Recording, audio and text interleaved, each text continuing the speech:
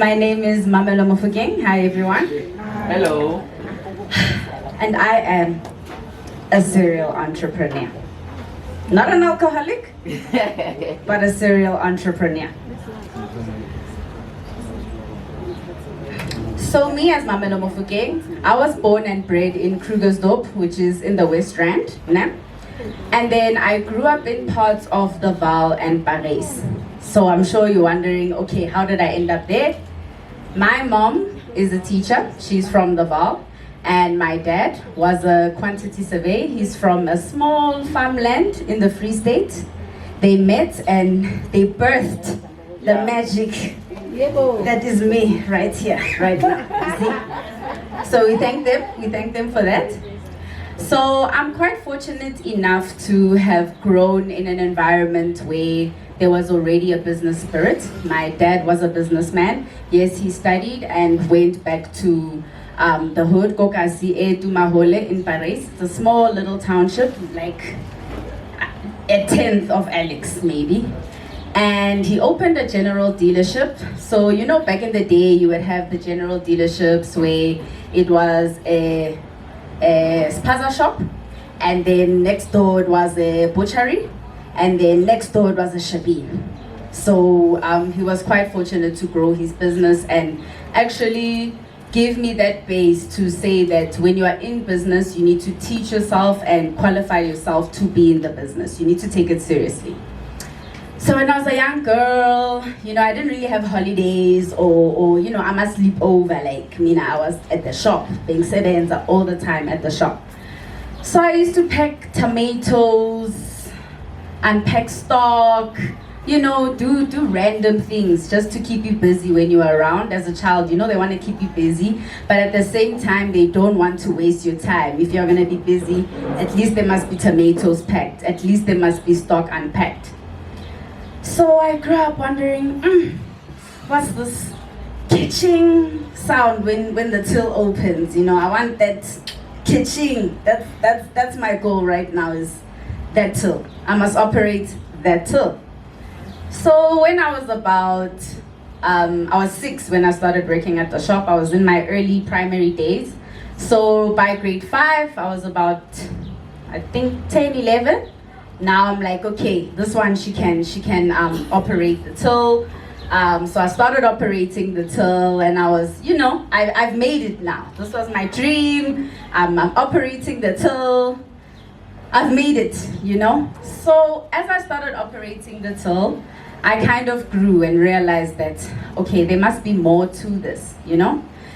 The more I'm reaching out, the more I'm learning about customers. I'm learning Guti. When the change is short, it's a problem. When the change is too much, it's not a problem with the customer.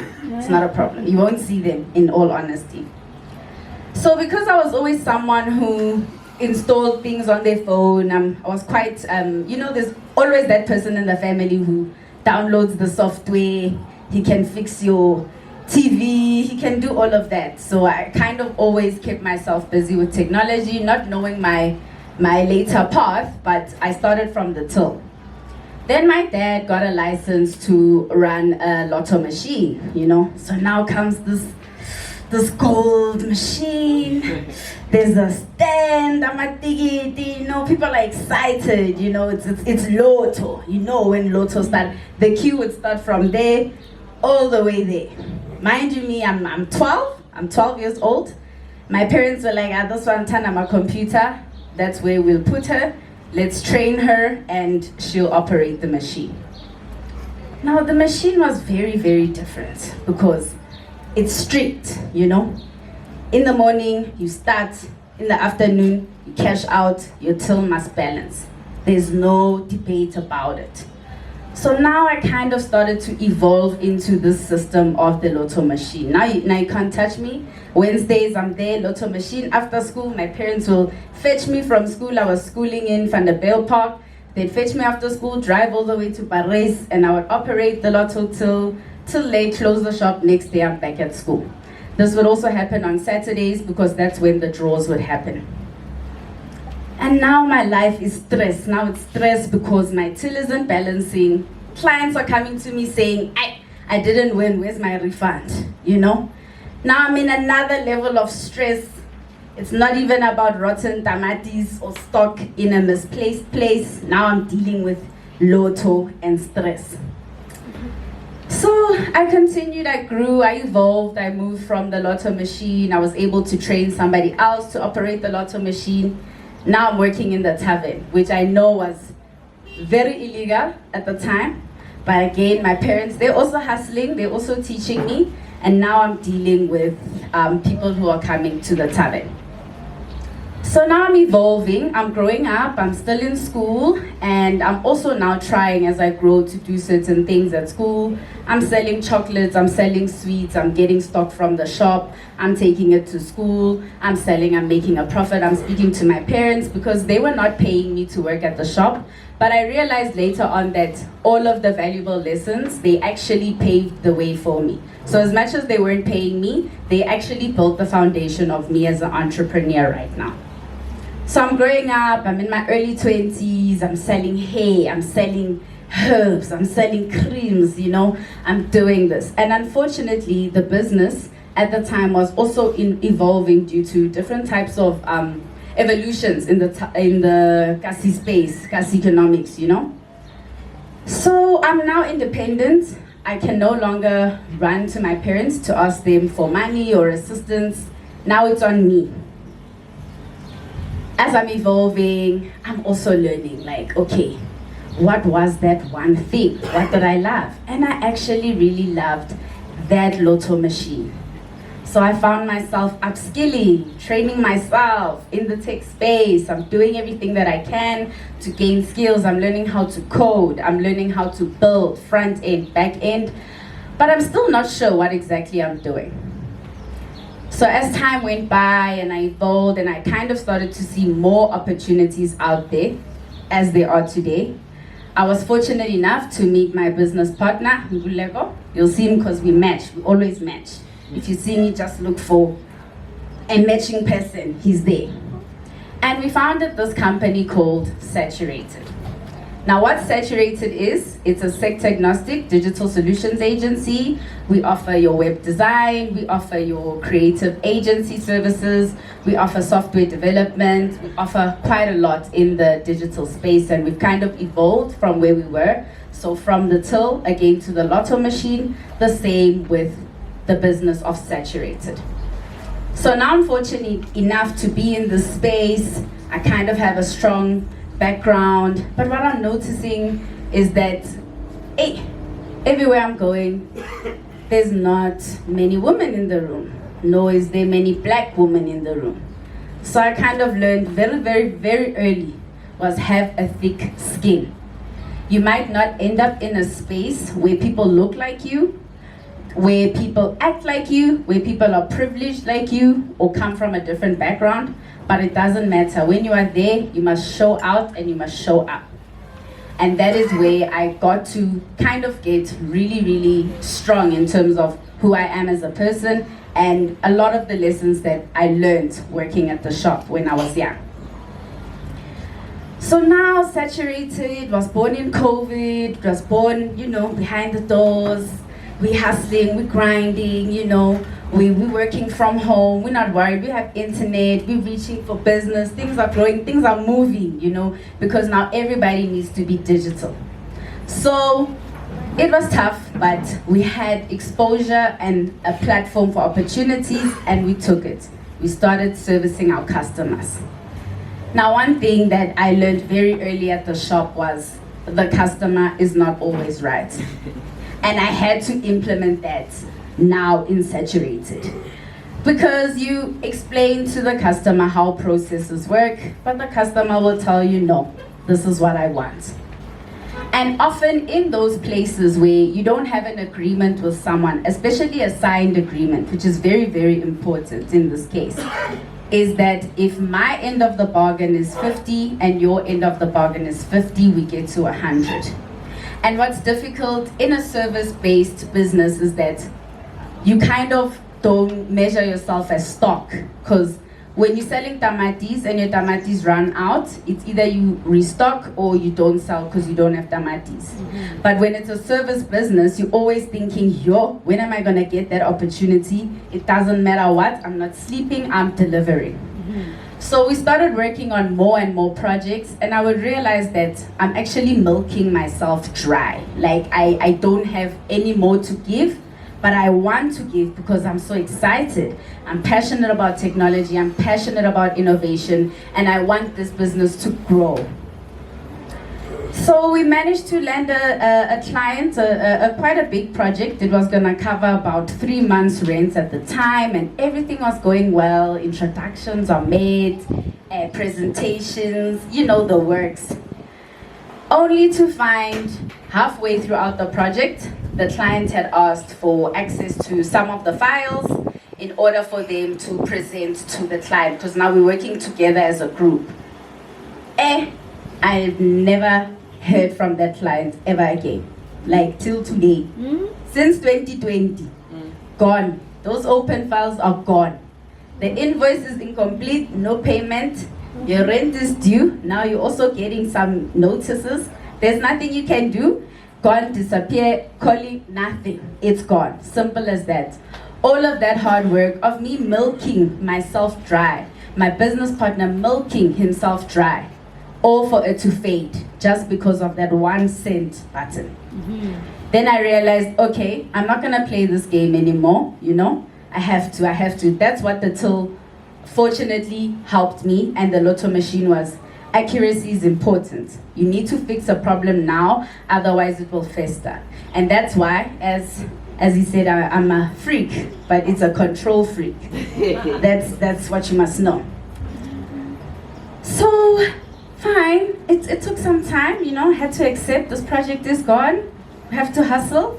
Things are hectic, things are moving, business is coming, but we're not really following what's going on. Like money's coming in, but you know, when we need this, yeah, we're buying data, you know, when we need this, I'm going there, you know.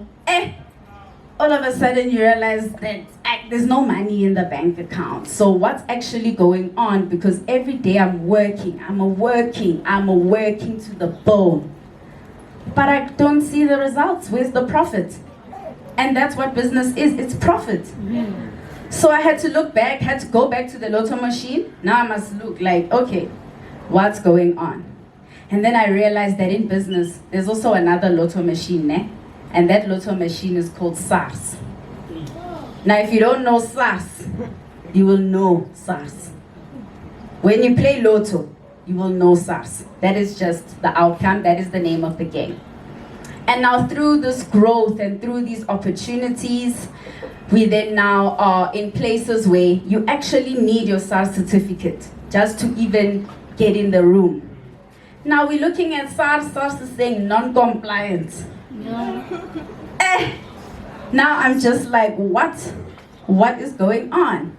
Now we have to deal with SARS, we have to deal with opening disputes, we have to deal with finding accountants, we have to deal with annual financials. You know, you're there on SARS, you just put 0, 0, 0, 0, 0, 0, 0, and then you see, green light, you are compliant. This time it wasn't working because you can't hide from SARS.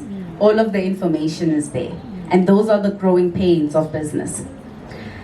Eventually, we got SARS back, you know, we fought the good fight. Now we're green, we're crystal clear. We paid what we needed to pay to SARS and vice versa, and had to start bearing in mind that the same way on that lotto machine, when I check out, the numbers must balance, is the same way with SARS. You have to make sure the numbers balance for your business. All right, SARS is sorted, life is moving again, we are growing, now we're like, you know, let's expand a bit, let's get some young black people, you know, let's train them, because we're very passionate about training people. I'm self-taught, Nguleko was also self-taught, and we were able to then get certification from being self-taught and to be credible in order to deliver how we deliver. So I'm finding young people, we met an agency, we're getting learners, and we are placing them. You're thinking, okay, every day you're just gonna say, you do this, you do that, you do that. And then at 5, I'm just gonna check, make sure, isn't just grand. Hey! When they say more money, more problems. It's more people, more problems. More people is more problems. So we were actually quite fortunate because we would get really good learners, people who are so eager. I love that because, we are eager as Black people, we are eager as young people. When we expose ourselves, there's nothing we can't do. There's nothing we can't learn. So we were really getting people who were open to that. Some are young girls, they've never coded before.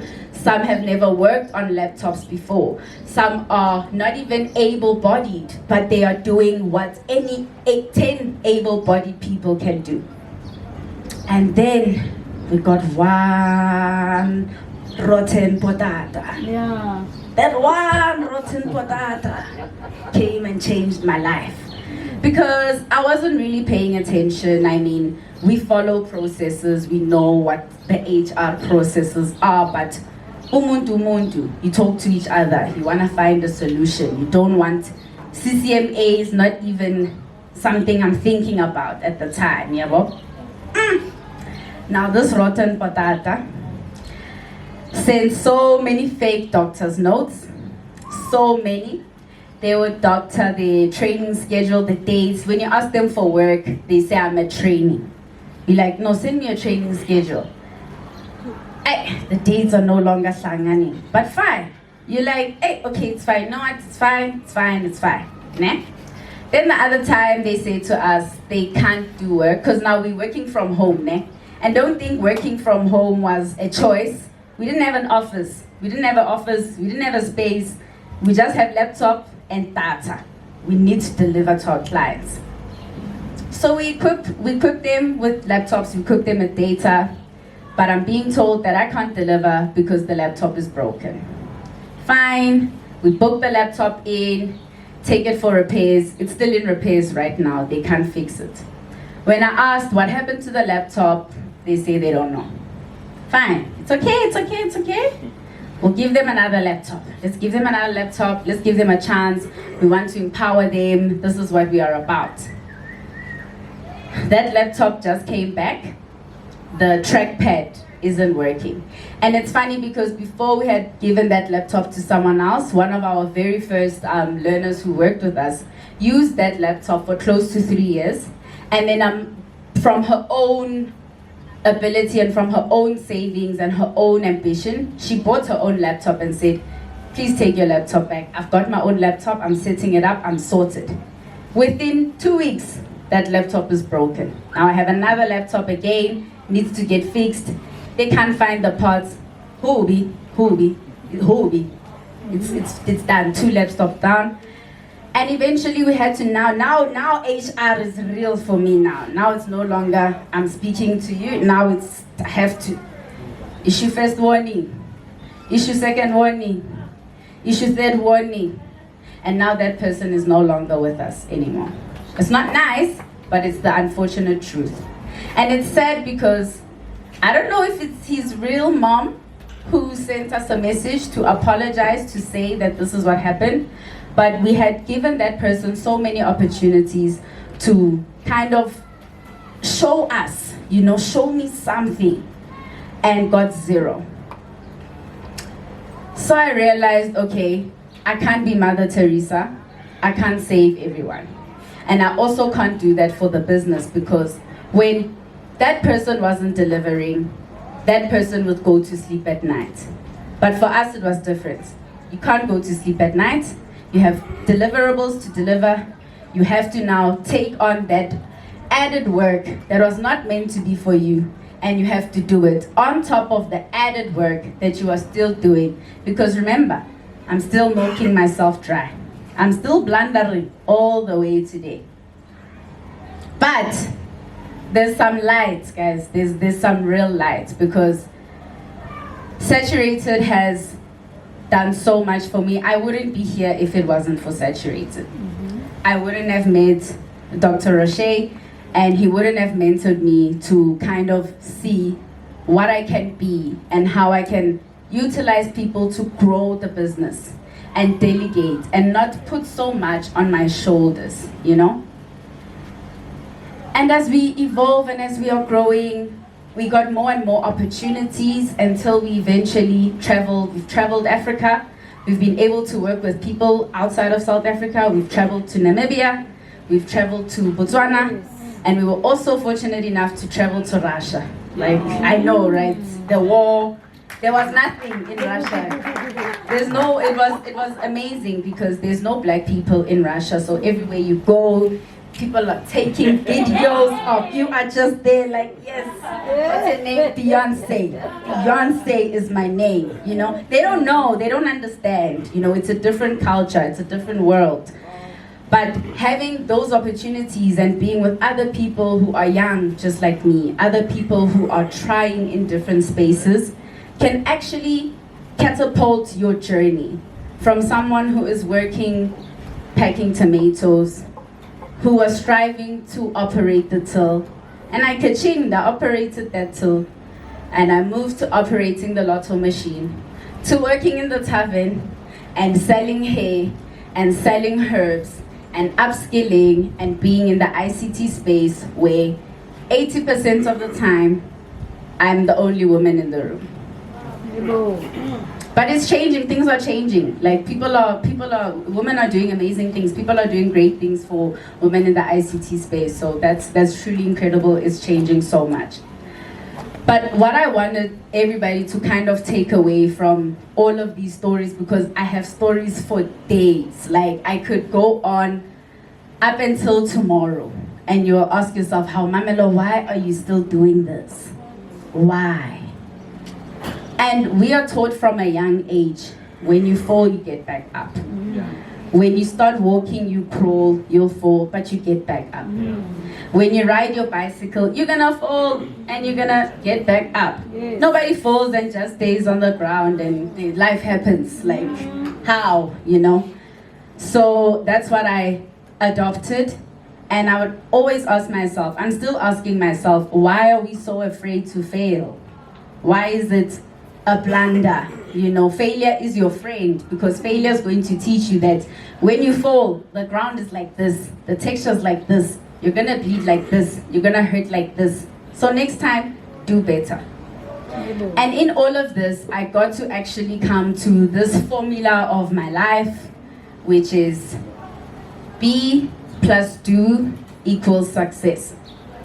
So if I can just be the best version of myself, try to be a better human each and every day, do what I'm passionate in, which is technology, do what I'm passionate in, which is business, do what I'm passionate in, which is skills transfer and development, I will actually be successful.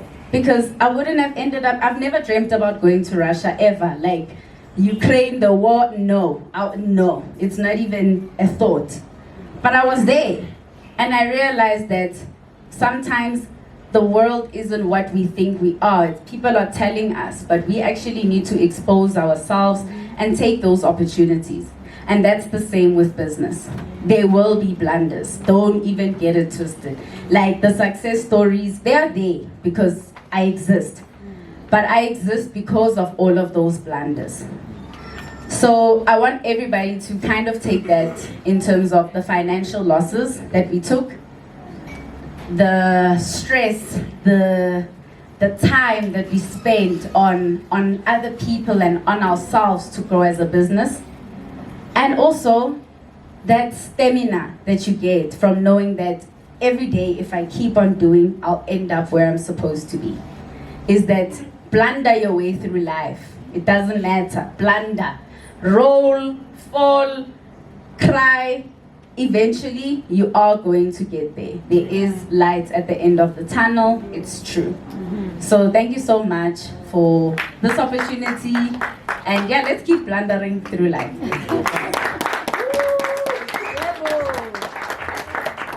All right.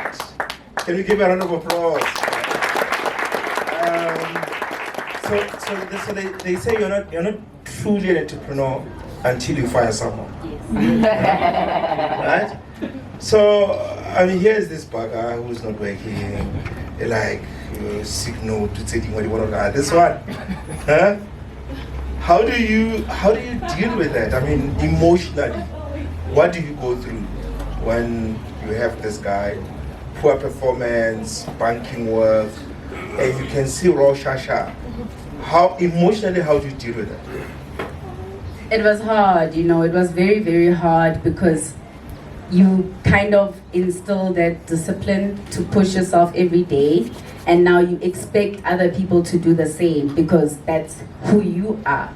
And I realized that that's not always going to be the case. So luckily, I have a business partner who's a lot more balanced than me, you know. So he really helped to kind of balance me out in the situation. How? When you say balance? I couldn't tetisa. I wasn't tetisa. Oh, you were one of those. No, I was ready. Okay. But in this moment, I couldn't. You know, it didn't make sense, and I also believed in him so much, and I knew that if he had pushed himself, the potential was going to be amazing. But unfortunately, we let it slide for too long, and we handled it in the best way possible, thanks to like these opportunities, programs, networking, meeting people who can explain to you how real business processes work. But it was really irritating, but it's okay, it's life, you know. If life is like that. So one of our discussions during the mentorship sessions was building systems and not do everything, all right? How difficult, because your business is your baby, like, this is my baby, and the trap that a lot of entrepreneurs fall into is, you know, if you want something done perfect, you do it yourself. You can't trust other people with doing this. So as a result, you end up doing everything, right? Which then stretches you too thin. You are always working, physically you're tired, emotionally you're tired. How easy or how difficult was it for you to let go? To sort of say, this is what needs to be done, you go, you do it, and you walk away. And the temptation to look back and check, how easy or how difficult was it to let go? I know. It was extremely hard. Like, it was very, very difficult. You would tell me a lot of times, like, no, Mamello, stop it. You know, let go, delegate something to someone. And I would start recording videos and showing someone, okay, do this, do that, do that. Then I started to see that, okay, they're not asking me questions and the job is done. I'm not stressing anymore. I'm not looking at my phone. I'm not on my laptop, you know. So it was a growing pain. It was really hard, but it was worth it because I'm not going to be here forever. And I have to at least come to terms with that so that I can also grow, to not limit myself to say, how would I have gone to Russia if I knew that the business still had deliverables? And luckily, when you were challenging me to do that, it was during the period where we were going to leave the country for a long time. And we had to establish those processes and test them, see what's working, test them, fail, try again, test them, fail. Not everybody's the same, try different methods, and it worked. It worked. Awesome. Ladies and gentlemen, can we give Beyonce a round of applause?